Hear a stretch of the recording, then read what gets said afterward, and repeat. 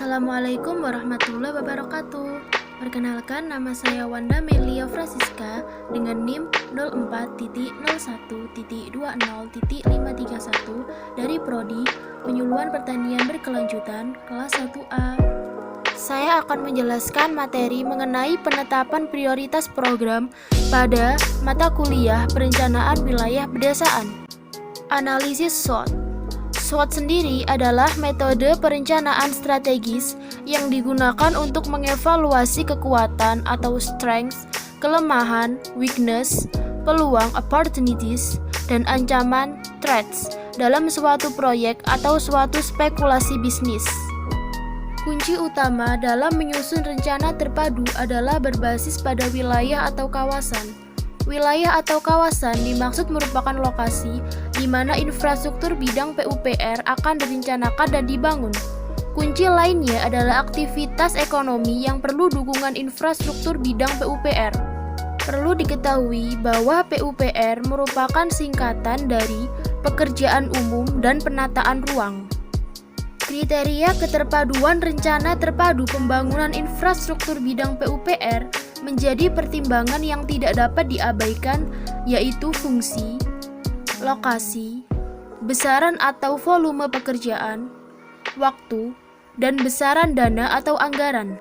Fungsi merupakan gambaran di lapangan ketika infrastruktur bidang PUPR berjalan sesuai dengan rencana, yaitu ketika dapat dimanfaatkan oleh pengguna. Lokasi adalah tempat di mana infrastruktur bidang PUPR dimaksud direncanakan akan dibangun, tepat di mana lokasi aktivitas ekonomi kawasan berada.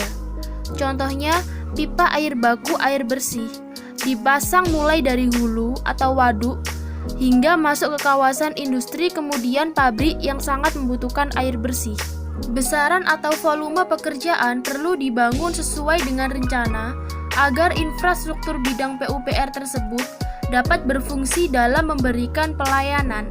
Pada aspek waktu, pembangunan infrastruktur bidang PUPR harus dilakukan sesuai dengan waktu yang direncanakan agar tidak terjadi keterlambatan pengembangan wilayah atau kawasan, atau investor tidak dapat berproduksi setelah menanamkan investasinya. Besaran dana atau anggaran adalah hasil perkalian antara besaran atau volume pekerjaan dengan unit cost yang berlaku di lokasi di mana infrastruktur bidang PUPR akan dibangun. Selanjutnya, kewenangan atau pembagian urusan. Lampiran UU RI nomor 23 tahun 2014 tentang pemerintah daerah butir C, pembagian urusan pemerintahan bidang PUPR. Kewenangan atau pembagian urusan pada tingkat pusat, provinsi, dan daerah kabupaten atau kota pada pengembangan, pengelolaan, dan penetapan. Yang pertama, sumber daya air atau SDA, air minum, persampahan, air limbah, drainase, permukiman, bangunan gedung, penataan bangunan dan lingkungan, jalan, jasa konstruksi. Selanjutnya yang ke-11 yaitu readiness kriteria, alat pendukung perencanaan, menguraikan apa yang harus ada dan kapan, benar atau tidak, updated or not, sehingga siap dibangun. Lalu pengadaan tanah. Apabila terjadi pelepasan dan transaksi jual beli dilakukan, maka proses secara hukum perlu segera dilakukan. Tanah yang telah dibebaskan dan siap dimanfaatkan didukung dengan dokumen yang sah secara hukum. Yang pertama, FS atau DED. FS dan DED diperlukan dalam pelaksanaan pembangunan. Tanpa dokumen ini, sebaiknya tidak dialokasikan anggaran untuk pembangunan, namun alokasikan terlebih dahulu anggaran untuk penyusunan FS atau DED. Dengan memperhatikan validitas dokumen FS atau DED, dapat dihindari penyalahgunaan pembiayaan pembangunan. Yang kedua, KLHS. Pemerintah dan pemerintah daerah wajib membuat KLHS untuk memastikan bahwa prinsip pembangunan berkelanjutan telah menjadi dasar dan terintegrasi dalam pembangunan suatu wilayah dan atau kebijakan, rencana, dan atau program. Selanjutnya yaitu analisis kuantitatif strategic planning matrix. Pengertian dari QSPM sendiri yaitu alat analisis yang digunakan untuk memutuskan strategi yang akan digunakan berdasarkan dari kepenarikan alternatif strategi yang ada. Perhitungan QSPM didasarkan kepada input dari bobot matriks internal eksternal serta alternatif strategi pada tahap pencocokan. Dan secara konsep, QSPM menentukan daya tarik relatif dari berbagai strategi berdasarkan seberapa jauh faktor keberhasilan kunci internal dan eksternal dimanfaatkan atau diperbaiki.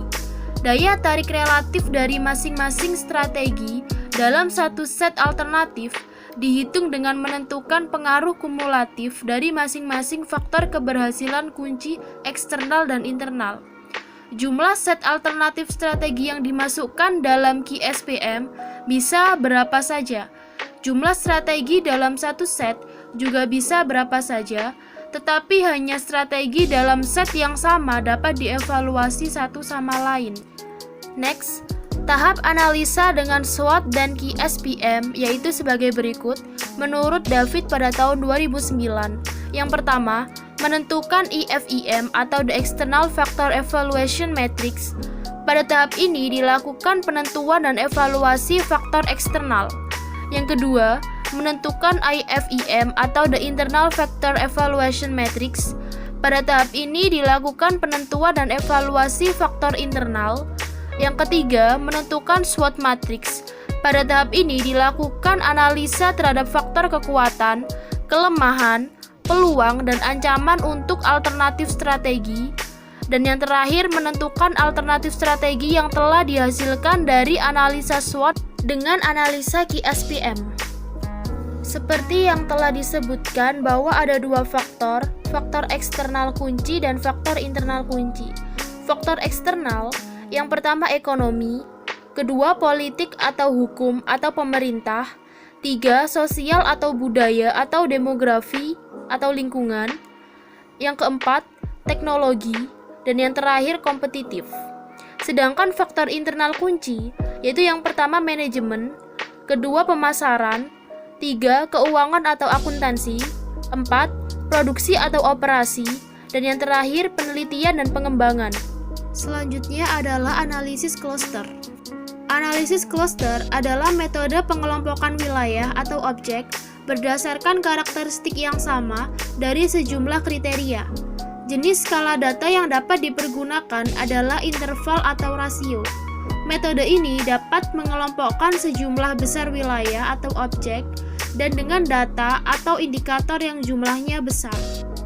Tujuan dari analisis cluster adalah mengelompokkan wilayah berdasarkan karakteristik yang sama dari sejumlah kriteria yang dimiliki wilayah yang bersangkutan. Lalu mengetahui anggota pada masing-masing kelompok, mengetahui karakteristik pada masing-masing kelompok, dan mengetahui jarak masing-masing kasus terhadap rata-rata atau senter kelompok. Lalu selanjutnya, jenis atau macam-macam analisis cluster. Yang pertama, K-means cluster, ditentukan dahulu jumlah kelompoknya, dan yang kedua, hierarchical cluster, jumlah kelompok belum ditentukan terlebih dahulu. Sekian penjelasan saya mengenai penetapan prioritas program. Bila ada kurangnya, saya mohon maaf. Terima kasih telah menonton. Sampai jumpa. Wassalamualaikum warahmatullahi wabarakatuh.